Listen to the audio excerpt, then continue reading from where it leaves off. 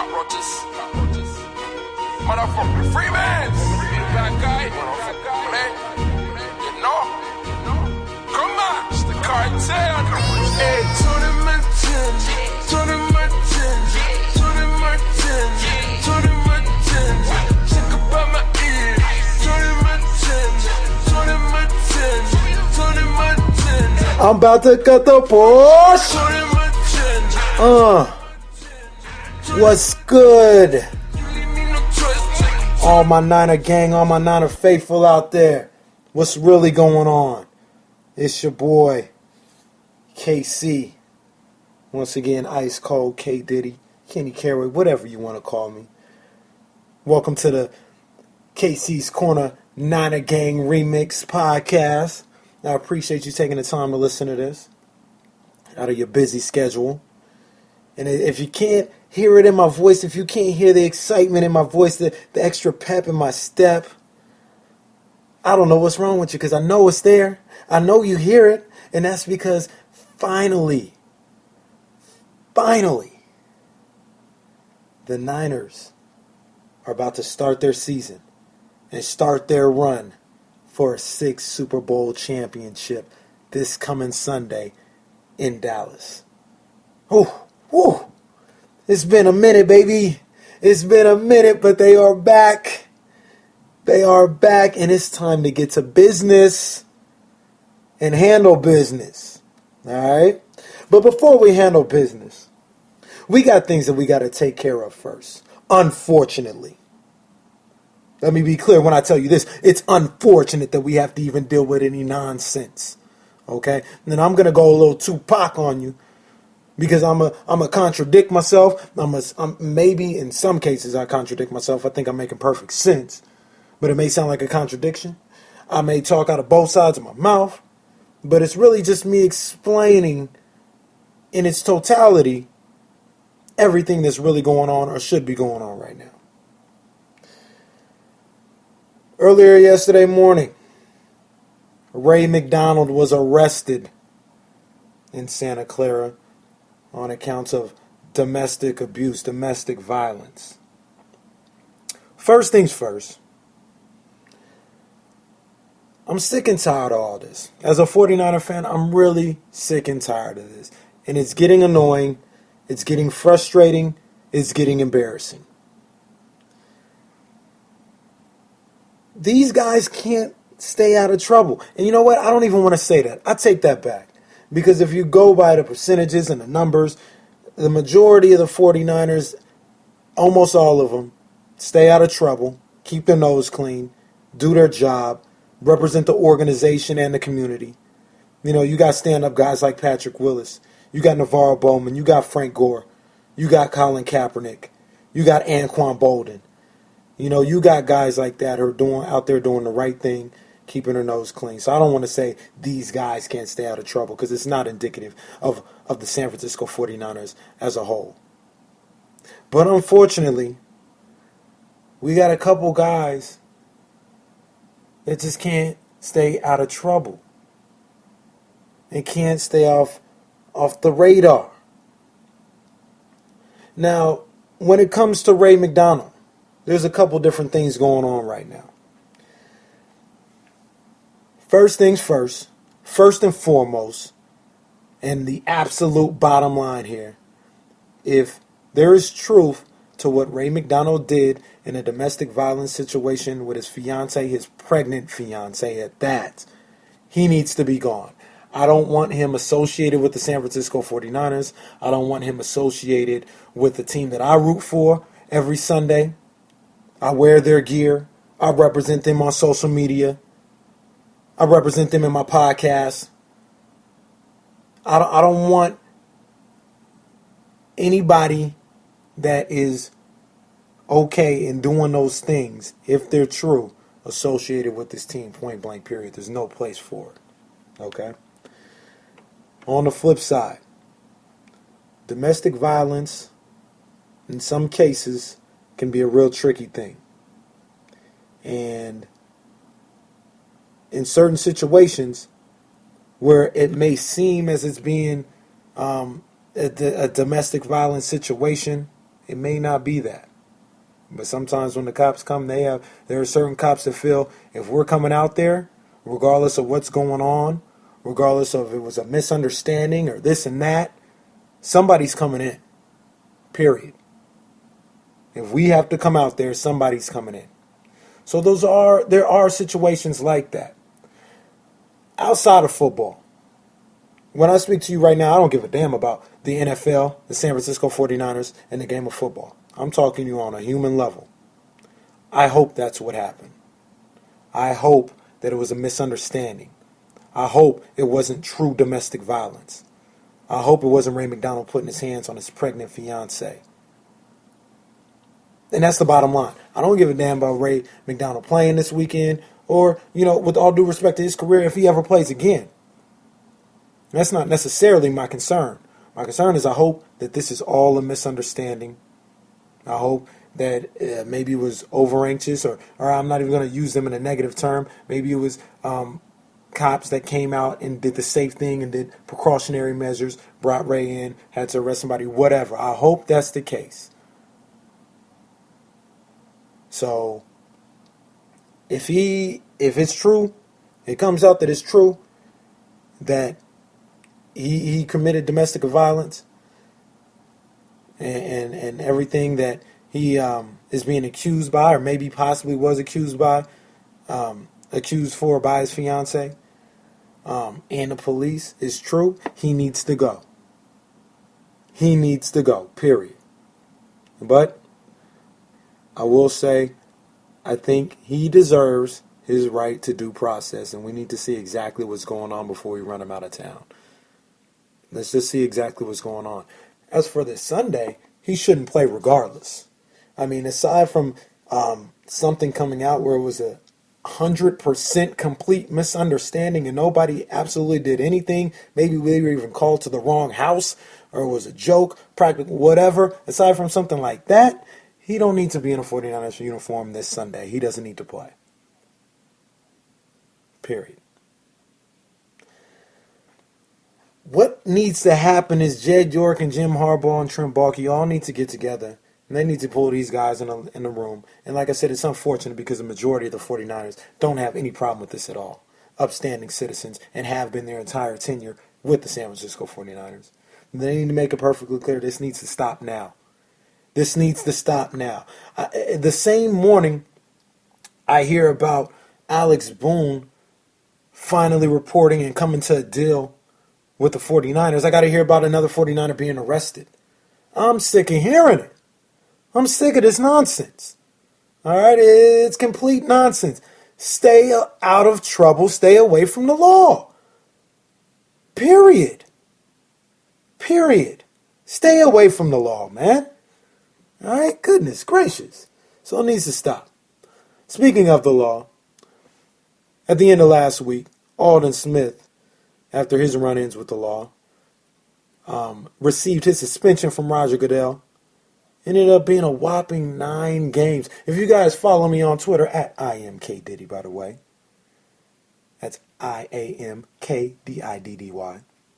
You heard me saying about a couple days before that if all things were fair, that Aldon should get 4 games max, maybe get it reduced down to 2. Because he had a self-imposed 5-game suspension last year that he served.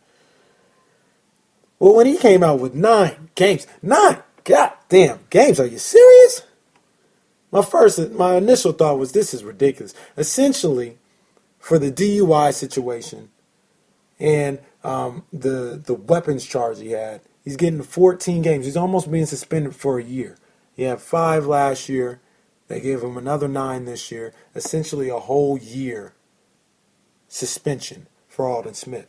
The weapons charge, I've heard from people who know the legal situation. It's a real tricky thing what happened. It's not necessarily what you would think as a weapon charge. Maybe not like a TI situation. You know what I mean? Not like that.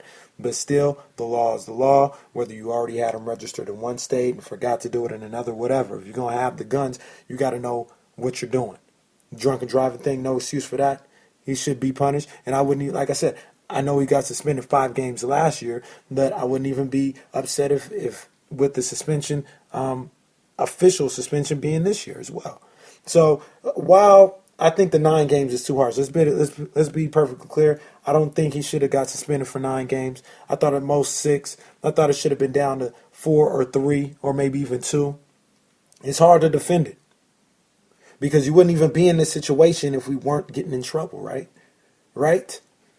So I'm not gonna sit up here and go crazy about it. You don't get in trouble. You don't have to worry about all this. Alden Smith is lucky not to be in jail. In some respects, he's lucky to be alive right now. I believe in Alden Smith.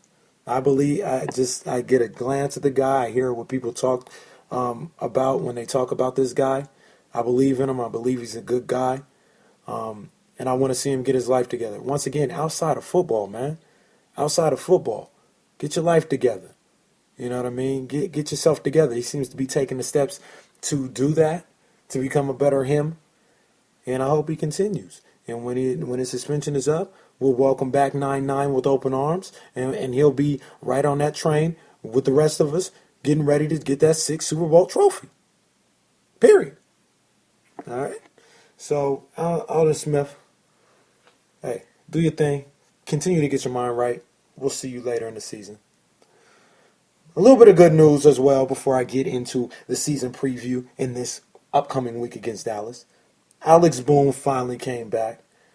Him and the Niners came to an agreement. I don't really know how it got done. I don't know who caved in, who won, this and that. The bottom line is both of them said, let's get this together. Let's make it happen. They made it happen. Alex Boone, the Rhino, is back.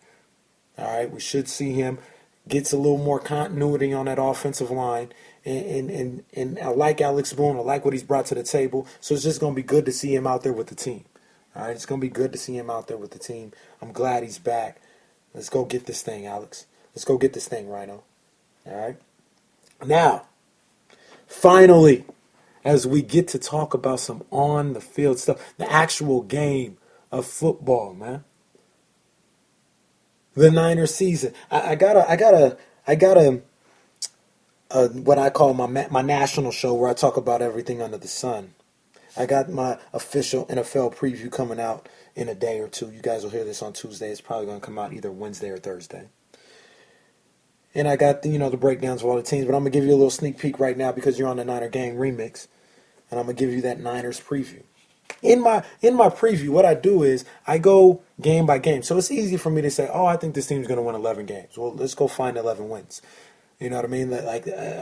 People throw out numbers out there and they don't even look at the schedule, what's going on, and they throw out a number. I try to go out there, and it's not as accurate as always, but I try to go game by game, every game in the season, pick a winner and loser, and then come out with the records. When I did that for the 49ers, I came out with a 13-3 record. Now, if everybody was there, Bo, Alden, no silliness going on with arrests and all that other stuff, 13-3 would be easy in my opinion. In my opinion, it'd be easy. You're missing Alden for 9 games. You got to account for that. You got to respect that. I think it might be 12-4. I can even see a wild scenario where it goes 11-5. No lower than 11-5 for this team. I'm confident right now with saying 13-3. 13-3. Here's how a couple things are going to break down. So they're losing Alden for 9 games. They're going to lose my man Bo for about 8 or 9 games as well. Okay? In those first 8 or 9 games, let's say 9 games to make it an even number. Or not an even number, but you know what I mean. Round it out. I don't even think it's rounding out. You guys know what the hell I mean. Let's say they go 6-3 in there. That's not a ridiculous statement one way or the other. Remember, at one point last year, they were 1-2. They were 3-2 at a certain point in the season. They ended up going 12-4. Probably should have went 13-3, 14-2. So to say for them to go 6-3 in the first 9 games, that's not crazy at all, one way or the other. Well, they go 6-3. They got the game at Denver. They got the game at New Orleans. All right, out the way. I think they even got the at Arizona game and the at St. Louis game out of the way. Okay? In that first 9 games. Then, in the second half of that schedule, they got a Washington game at home. They got both Seattle games, but they're going to be at full board by then. They got an Oakland game. They don't leave the West Coast for the final 6 games of the season. So then you're talking about a team that's 6-3, getting the tough part of their schedule out the way, And then also getting a Alden Smith back, getting a Navarro Bowman back, getting a Glenn Dorsey back. All right. And now the young guys who have been playing, whether it's Lemonnier, whether it's Will Hoyt, whether it's Borland, whether it's Dial or Big Tank, these guys have now gotten their legs under them. They got confidence. They're feeling good. Now they're going into a reserve type of mode where they can rotate Aaron Lynch, where they can rotate these guys in here. So they 6-3, 7-2, getting all these guys back. When they get these guys back, Alden and Bo, and they get everybody in a certain rhythm and in a certain place where they're more comfortable, this team can definitely run the table when they get back. Mark my words when I tell you they can definitely run the table when Alden gets back. When Alden and Bo get back, they can easily run the table. All right? So I got them at 13-3. Okay? Obviously, I feel great about the team. I got them winning the Super Bowl. I got them beating the Pats in the Super Bowl. But trust me when I say, hey, I talk a lot of stuff. I feel good. When I feel confident about something, I let you know. But, hey, I'm humble. I'm humble more than people realize. And when it comes to this team, there's things I want to see. I want to see what the secondary looks like. I want to see what Fangio's got dialed up for these guys. We can't have any injuries. We're not as deep in the secondary and on defense as we have been in years. We're using our depth right now with Bowman and Ray McDonald possibly being out and Alden Smith. We're using our depth right now. We don't have depth upon depth. We don't have four stringers, you know what I mean? But we're cool. All right, so we got to stay healthy. The defense should go down a little notch. Right? Obviously, they were a top 2 defense in the league last year, them in Seattle. And then also you might want to throw Carolina, so maybe top 3. Maybe they go down to 7 or 8 this year. All right? It's still top 10. So they're not going off the map like everybody would love for you to believe. And I'm going to get into that national media in a second. They would love for you to believe that they're just going to fall completely off the map and turn into the Dallas Cowboys. You know what I mean? Turn into last year's Chicago Bears. And turn into the who was that? The 2012 New Orleans Saints. They just love for you to believe that that's going to be the case. No, it's not going to be the case. Shut the hell up. What are you talking about? All right, they're still going to be fine, but yeah, they're going to take a little slide. You don't lose a Navarro Bowman or Alden Smith and a Dante Whitner. I like my man Hittner. All right, you don't lose those guys, and even T. Brown to a certain extent. I think you're going to get better. It's going to be an upgrade when you change out Carlos Rogers, but you don't lose those guys and just pick up where you left off the top. All right, it may be a situation where they take a couple of hits early in the season and get stronger as the season goes on. All right, people forget in the first 3 games last year they didn't look good at all on defense. But you know what happened and what's going to happen this time, and what you got to rely on is they have leadership in that locker room, especially on the defensive end. That's second to none. You look at a Cowboy Justin Smith. You look at a Patrick Willis. You look at a Ahmad Brooks. And these guys ain't going to let these dudes just let whatever happen. It's either they're going to get better, they're going to improve, or they just going to be fighting in the locker room. Because you don't just not care when Cowboy's out there on your unit. You don't just not care when Patrick Willis is out there. You find a way to get better. That's coaches and players. So, like I said, maybe they take a little slide, but I still expect them to be in the top 10. All right? But, hey, you know what I mean? It's the NFL. Nothing is a guarantee, and you always got to be looking at something. Another thing I want to address, and I try not to address it, but, the national media, it just baffles me. And now other people are starting to get on with this because I've been saying it for months. They just really, really cannot wait for the Niners to fall apart. And I love it. I love it, baby. I love it. Like I said before, we've had all the preseason accolades. We've been projected to go to the Super Bowl. We've been projected to be the best team in football. We've been projected to fall back. We've been projected to be a regression team. Nothing's new here. And we don't worry about all that nonsense. We don't worry about that no more. Maybe when we was younger, in our younger days, you know what I mean, when we was just getting used to the success again, you know what I mean, we worried about all that. We don't worry about that nonsense no more. All right? It's all about what we do on the field as an organization, and I say we because, yeah, the 49, we are part of all this. I don't get paid, obviously. I'm not stupid. You know what I mean? But the whole dynamic of the thing, it doesn't work without myself and the rest of the Niner gang. All right, so, we go out there and we cheer on this team and we support this team emotionally and financially. So, yeah, we can say we. Yeah, I'm not stupid. I know I don't dress up. All right, so let's say we. Who gives a damn? Anyway, we've been here before. So to hear the national media constantly talk about how everything is going to affect us and everything is, a sign that we're going downhill and all that other nonsense. Look, people talk about the defense, and I just addressed that. But I didn't address the offense. Where this offense last year, when Michael Crabtree came back, took off. When Cap finally had weapons, they took off. And let's not act like he had some kind of weapons before, but he just wasn't utilizing them. He utilized the two weapons he had. Anquan Bolden and Vernon Davis. He utilized them to death, to the point where it was everybody would double team those two and be like, look, you're going to do something else.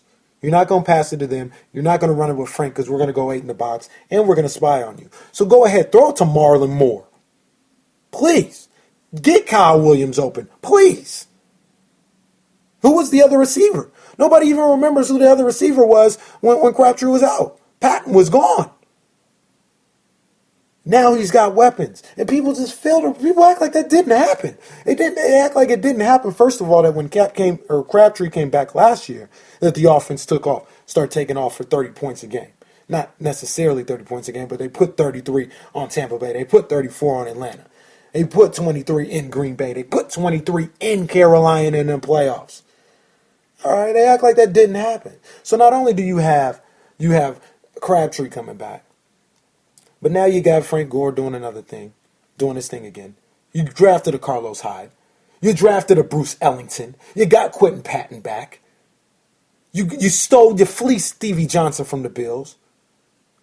I mean, really, you go out and get a Brandon Lloyd who surprised everybody by making the team because he was playing that damn good. I mean, show some respect. They talk about everybody that we lost on defense, but they never talk about what we gained on offense. Come on, man. Come on, man.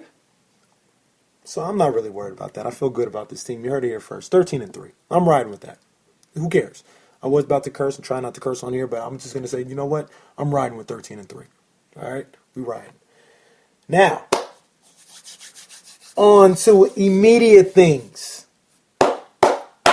This Sunday, we go to Dallas. And trust me when I tell you that place might be half full with Niner fans. Please believe that. Because people are making the trip to Dallas for week 1. All right? And like I always say, I just told you guys less than 5 minutes ago, I got respect for my opponent at all times. All right? I talk flashy. I talk big. You know what I mean? But I always got respect. You got to respect your opponent. And for whatever I think about the Cowboys, I got to respect them. I'm going to respect them. I know the team is going to respect them. But these boys is about to get smashed on. The Niners, I said it before. If they don't put 30 plus on the Cowboys this Sunday, I'm going to be upset. They should be upset. I mean, they should put 30 plus on them rather easily. With all the additions I talked about on the offensive end, combine that with the fact that the Cowboys' defense is terrible, and combine that with the fact that it was already terrible, then they lost 3 starters over training camp due to suspension and injury. They should put up 30 plus on these boys, and it shouldn't even be a question. Now, you got to respect what the Dallas Cowboys do on the offensive end. You got Dez Bryant, you got Jason Witten, you got DeMarco Murray, and I like Tony Romo a lot more than other people do. I think Tony Romo's a damn good quarterback. So you got to respect what they're bringing to the table on the offensive end. I just think that our defense is better. We'll get the stops necessary. And then offensively, we're going to run wild on these boys. I can't wait for what I see from this team on the offensive end. I didn't even talk about Vernon when I listed the whole offensive thing. I didn't even talk about Vernon still being there. I didn't even talk about Vance McDonald getting better. I didn't even talk about the fact that they didn't have Bruce Miller in the NFC Championship game or since the Tampa Bay game, actually. And he was a huge part of what they did. This offense is sick, man. This offense is sick. And they should beat the brakes off the Cowboys. I'm saying it right now. They should beat the Cowboys by 14 to 17 points. They should break the brakes off the Dallas Cowboys. But just come out with a win. You just got to get this W. But like I said, look for them to beat the brakes off the Dallas Cowboys this Sunday in Dallas. I can't wait. It's that time, baby. It's that time. We've waited for a long time, NinerGang, Niner Faithful, and week 1 is here. It's upon us. Hey, I hope everybody enjoys watching this game. I hope everybody that's going to Dallas has a great time, meets up with the other Niner Faithful out there. And you guys live it up. You guys be loud. All my LA people, Southern California, I'm out here. You know what I mean? You guys trying to get with me? Get at me at IMKDiddy on Twitter, at IMKDiddy on Instagram. If y'all trying to link up, go to a couple spots. I got a couple of Niner bars that go down out here. You guys trying to link up, trying to find somewhere to go, let me know. We'll make it happen. All right? Y'all be good. Ring number 6. It starts Sunday. I can't wait. Hey, hope you guys enjoyed the podcast. Thank you for listening. Tell a friend. Tell a friend to tell a friend. And once again, if anybody ever wants to come on here and holler at your boy, get at me. We can do this. NinerGang. In my Birdman voice. NinerGang. Let's go get this. Peace.